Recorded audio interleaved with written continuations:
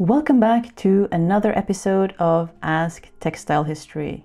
Today we have a challenging Patreon question from Haley.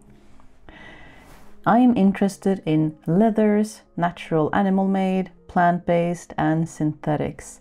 I love the look, feel and durability of genuine leather, particularly for things that get a lot of wear and tear like boots or outdoor gear/clothing, but struggle with the ethics of it, as well as the overall plethora of non-animal leathers out there. Some seem environmentally friendly, but how much of that is greenwashing? I like this question because, just as we see in the question itself, there are many different angles and consideration to this issue. And it is something I have wrestled with myself, so I can really understand getting stuck in the back and forth. I've seen various arguments for and against animal-based leather over the years, such as killing animals for human needs is always wrong, leather is just a byproduct of the meat industry these days, so use it at your leisure, and my least favorite, which is that animals were placed by some entity in the sky to serve us, and I don't like any of these. I find them overly simplistic, not to mention the last one being just gross and disrespectful.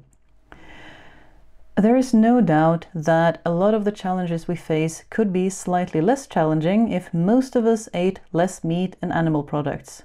Notice that I'm saying less here, not necessarily none, as reduction by most is a lot more efficient than abstinence by a few. And if we can pull that off, it doesn't seem too unrealistic to me that the current supply and demand we see of animal leather could also change to be more valuable again, seeing as there would be less supply of it. So I don't think the fact that leather is currently seen as a waste product by large parts of the meat industry is necessarily any indication that we should view it in the same way, nor that it will always stay that way. But I'm getting ahead of myself. For the purposes of this video, we will be talking about industrial scale processes. People who hunt, raise and tan their own hides do it on such a small scale and usually for their own use that their products aren't going to be available to most consumers. For the tanning of bovine hides, which take up the bulk of the leather industry, we have vegetable tanned leather and chrome tanned leather. Vegetable tanned leather uses tannins from things like oak galls in order to slowly replace the water in animal skins with tannins, which prevents it from rotting and turns the skins into hard-wearing product that can last for decades, if not centuries, when properly taken care of. It takes a long time, about 30 to 90 days, requires more manual labor and skill, is more expensive, and only accounts for about 10% of the overall leather market. It is also the way leather has been tanned for thousands of years, so as a history and craft enthusiast, this appeals to me.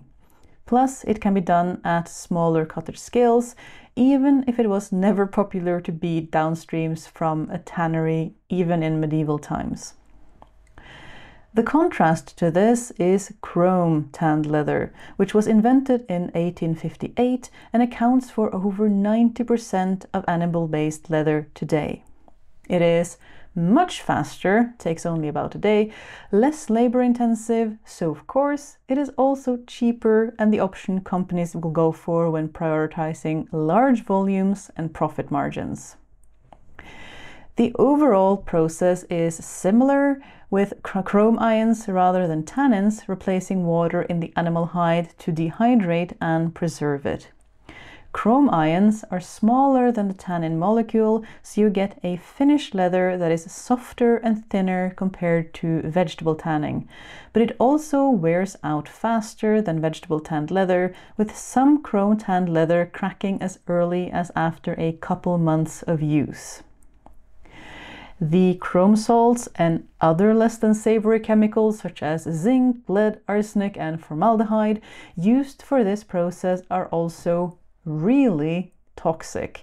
and have horrific environmental impact when wastewater is left untreated, with some studies even arguing that finished chrome-tanned leather itself may in many cases be considered hazardous waste. So I truly cannot overstate just how toxic the chemicals being used in this process are, nor how large the volumes are. It is, of course, also really dangerous to the workers handling it, who usually do not receive adequate training or information regarding the chemicals they are working with.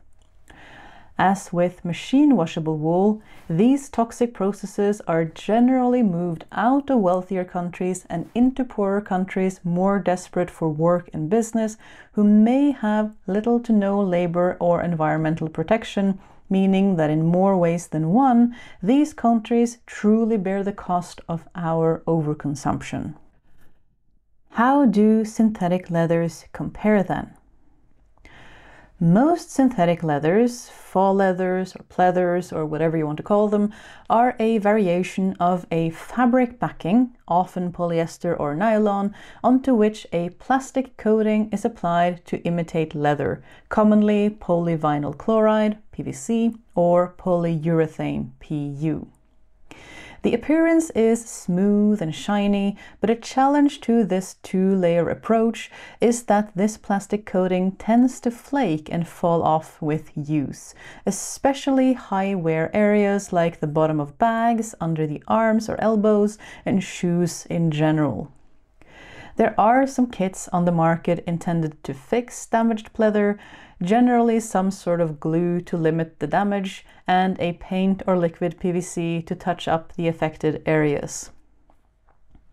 Even with careful use, pleather goods are not expected to last much more than 2 to 5 years, rarely up to 10 years depending on what it is. Even some of the fall leathers that brand themselves as green fall under the umbrella of this polyurethane approach, such as apple leather, which mixes processed leftover apple pulp with polyurethane to coat either a cotton or polyester canvas, just like regular polyurethane pleather. The same could be found when doing a quick search for other sustainable leathers, such as pineapple leather, where they advertise sustainability and the use of agricultural waste front and center. I was half convinced my suspicions were wrong about it until way down on the website I found the How It Is Made section with deceptively covert phrases such as specialized finishing, resin top coating, and my personal unfavorite high solid PU transfer coating, with no explanation of the abbreviation in sight. I highly suspect they are referring to polyurethane, but don't want to say it outright. Other diversion tactics include focusing on how they are not using polyvinyl chloride or PVC, which is another popular plastic coating. Other fascinating fall leather products include cork leather, which is yet another insert product here, glued onto a sturdier backing fabric that could be any material and any glue, including polyurethane and other synthetics, so consumer due diligence is definitely required when researching these products. From anecdotal stories online, although cork leather has not been on the market all that long, consumer reports seem to indicate a lifetime of around 5 to 10 years, depending on use and quality. Some of you may have heard of mushroom leather too, and again, I am met with lots of pretty words, enormous promises of sustainability and how biodegradable it is. And only by looking for it can we find that it may be coated and backed with polyester to increase strength or a synthetic coating of unknown denominator. It is also really hard to say anything about how long these products will last since they are so new on the market. So, big shrug on that one. This is not to say that mushroom or cork leather is always coated or backed with synthetic materials, but this very subversive communication style of obviously hiding parts of the process under patented process or professional tanning finish or something like it not only makes me really suspicious, but also angry on behalf of consumers everywhere who are being exposed to these deceptive marketing strategies. But perhaps the most infuriating is when I see long, lofty lists of vegan leathers being listed as sustainable, biodegradable, and plastic-free, when even the people writing these lists write that they are coated with polyurethane, which is a type of plastic. And to be clear, I am not saying that any type of plastic is always universally bad and should be avoided at all costs, no matter the alternative. But the amount of greenwashing happening here, I'm almost tempted to say unparalleled, because what am I even looking at? These websites don't even make sense. I couldn't find a single alternative synthetic leather producer without some kind of subversive language that stood out like a sore thumb among all the lofty promises, which is not even getting into how affordable or accessible most of these are to the common consumer. So where does that leave us? I'm going to go out on a limb here and say that none of these are good alternatives, and no leather purchase, synthetic or otherwise, should be made lightly. I think we need to make ourselves a chart so that we can organize some of these thoughts a little better. Let's do vegetable tanned leather, chrome tanned leather, conventional PVC or PU pleathers, and what we'll just call fancy pleathers for lack of a better catch-all term. Conventional wins the cost bracket, followed by chrome and vegetable tanned, and fancy leather being sort of in the chrome tan bracket but with a question mark. There is lots of variety here.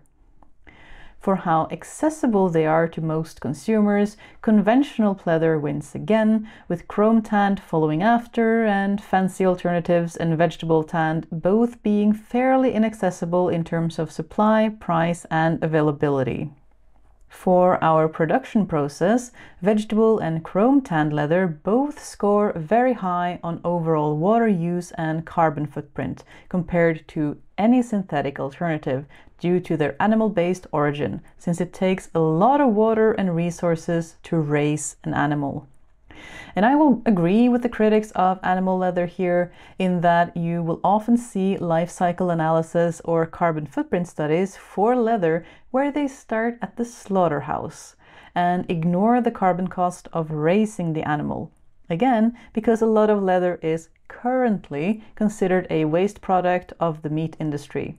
But I don't think that means we get to ignore the cost of raising the animal. That is more than a bit disingenuous.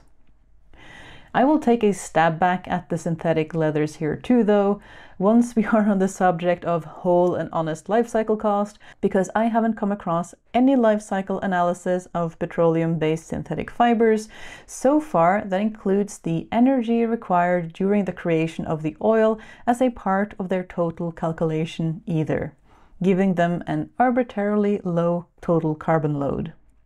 You can't insist on one side showing the whole picture, but not the other. It is a different story for chemical use, where I am going to rank chrome tanned leather as the absolute worst, because those toxic metal salts are no joke, followed by both synthetic leathers and their deceptive descriptions of plastics and polymers, with vegetable tanned leather last. Note that the one point here is not indicating no chemicals, as tannins are still chemicals, and the unnaturally high concentration near a tannery can still pose challenges to the surrounding environment. There is a lot of chemistry in natural products. For lifespan, what I've been able to find indicates that vegetable tanned leather reigns supreme, with many things quoted as lasting up to several lifetimes, which none of the others seem to get even close to. I don't really think I have any vegetable tanned leather I could test, to be honest with you. The few leather items I have are secondhand and, realizing from this video, most likely chrome tanned. We are all learning things with this video, and I will definitely be more aware of these things moving forward. As for whether any of these leathers degrade in nature, I'm going to give them all a solid no. Even for vegetable tanned leather, which is often touted as the most biodegradable of all these leather choices, the whole point of tanning is that it turns something that will rot into something that doesn't, or at least not as fast. I will fail the other three more though, based on the toxic chemicals and high plastic contents of most of them. The last item on my list that I want to flag is repairability, and I am failing both synthetic leathers on this one. Once the cracking and peeling has started, it is notoriously difficult to stop it, with most advice being to slather on more chemicals in the forms of strong glue and paint or liquid PVC in order to keep things presentable. Even if some of these fancy alternatives are truly plastic-free, I would still rate them as challenging to repair based on availability of material to repair with and potentially needing specialized tools or supplies. So the animal-based leathers do win when it comes to repairability, both because materials are easy to access and items can get their lifespan significantly extended by this. And even if you are not able to find an exact color match, you can always dye a leather black to hide any mismatch if that is important to you. And it is not as if you need to do this work yourself. Many of you, I hope, live in areas with some sort of access to a cobbler. And as someone with a friend who is the most amazing master cobbler, I can only say that they are worth their weight in gold. Spaces and professions that specialize in repairing things are vanishing at an alarming rate, so I would say that if you have a decent cobbler nearby, please do support them if you can. Does this graph actually tell us anything conclusive? Well, as with so many things, it depends on what you prioritize. While the animal leather industry is directly related to the death of an animal, you could make a similar argument that chemical-laden, wastewater-polluting alternatives are similarly responsible, but in a slightly more indirect manner. I did read an anecdote that claimed that animal-based leather is more sustainable if they last at least twice as long as their synthetic alternatives. I wasn't able to find a source for this, but I may be tempted to argue that you may want to get it even higher, towards at least 3 or 4 times as long, and ideally even more than that. To get anywhere close to this with animal-based leather, we do need to take care of it. And most natural leather balms are usually a mix of beeswax and lighter oils to make it a salve we can rub on. My cobbler friend actually told me that using your hands when conditioning will help the oils to melt and penetrate the leather properly because of your body heat. Unless you're a lizard like me and your hands are always cold, of course. I would add a caveat to this that you should make sure the product is natural and beeswax based. For this though, I helped a friend condition their shoes once, and the synthetic stuff they had bought was so weird and almost impossible to get off our hands afterwards. He also recommends treating my shoes to a spa day for every 7 days of use, which I have never been able to keep up with, but I do try treating the shoes I am actively using at least once a month. Shoes are the most care demanding here, seeing as they get exposed to a lot of dirt and dust. Other leather items that receive less wear would not need love and care as often, but a couple of times a year, depending on use, is probably a good idea. I have a habit of sitting down on my haunches when looking at things closer to the ground, and this seriously messes up the front part of my shoes and cracks my soles. I really should send these off to get repaired, but at this point I am ashamed to show them to any cobbler, not just my friend. In the end, I am not actually sure we made solid headway on this question. There are a lot of considerations and things to take into account. Personally, I grieve the loss of skilled cobblers and craftsmen of vegetable tanneries, and also the loss of cottage industries dotted around the world in favor of fewer, larger factories with more transportation costs and larger chemical outputs. Again, as a personal preference, I would aim to buy a leather item only when necessary and I have no reasonable alternative already in my possession, which also means that I have fewer leather items to take care of at any given time. If at all possible, I would look for second-hand vegetable tanned leather, but would honestly consider other second-hand options over most any new production anyway. If I have learned anything from this frustrating deep dive, it is that all of these have serious challenges, and taking care of what has already been produced is still highest on my list in order to reduce overall consumption. But still, I will never judge you or others for making different choices. After all, Sir Terry Pratchett himself graced us with Sam Vime's Boots' theory of socio-economic unfairness. The reason that the rich were so rich, Vimes reasoned, was because they managed to spend less money. Take Boots, for example. He earned $38 a month plus allowances. A really good pair of leather boots cost $50, but an affordable pair of boots, which were sort of okay for a season or two, and then leaked like hell when the cardboard gave out, cost about $10. Those were the kind of boots Vimes always bought, and wore until the soles were so thin that he could tell where he was in Ankh-Morpork on a foggy night by the feel of the cobbles. But the thing was that good boots lasted for years and years.